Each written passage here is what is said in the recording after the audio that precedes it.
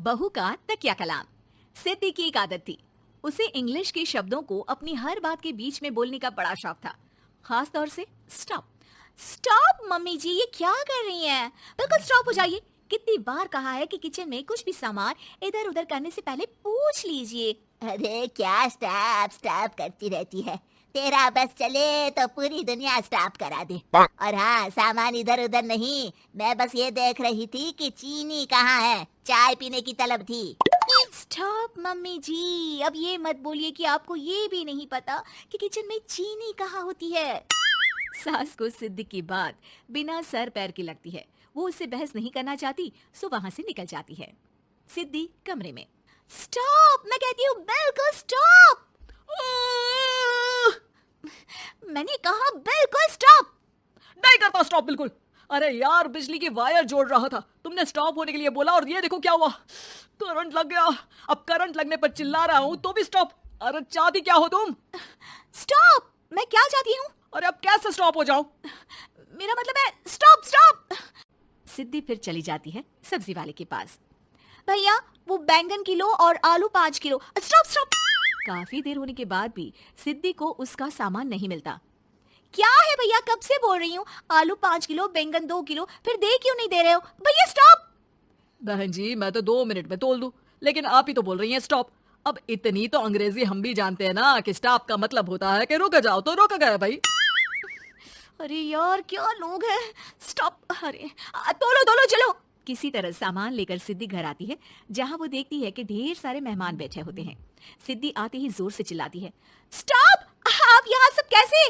अरे अब कैसे स्टॉप हो जावे बहू, जितना आना था आ गए हम।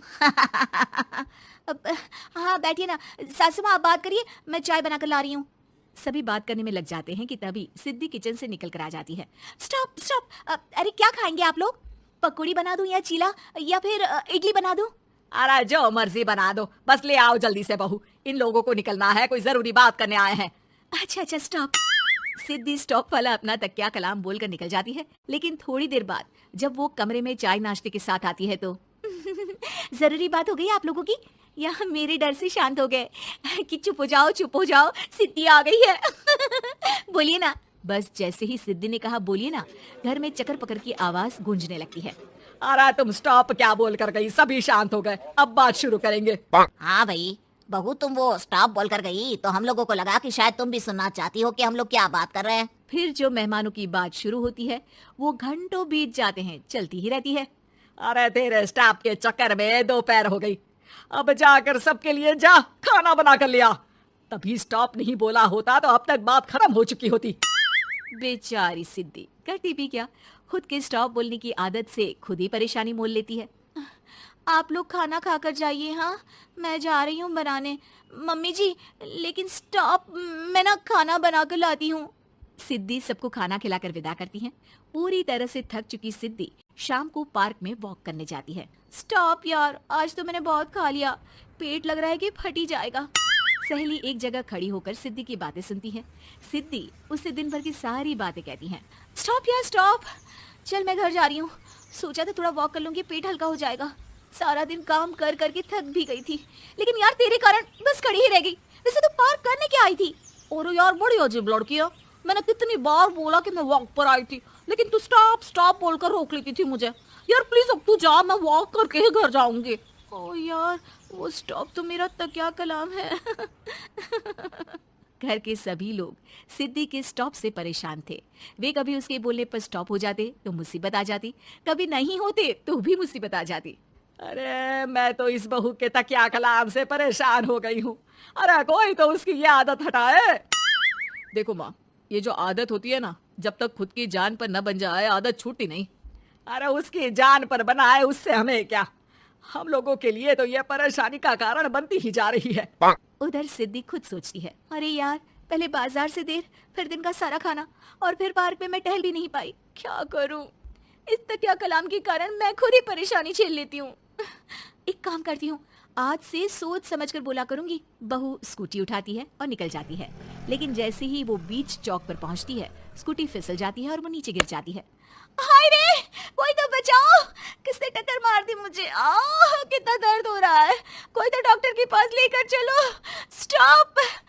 बस जैसे ही बहू स्टॉप बोलती है सारे वहीं रुक जाते हैं। बड़ी घमंडी औरत है, एक तो हम बचा रहे हैं, ऊपर से देखो स्टॉप बोल रही है।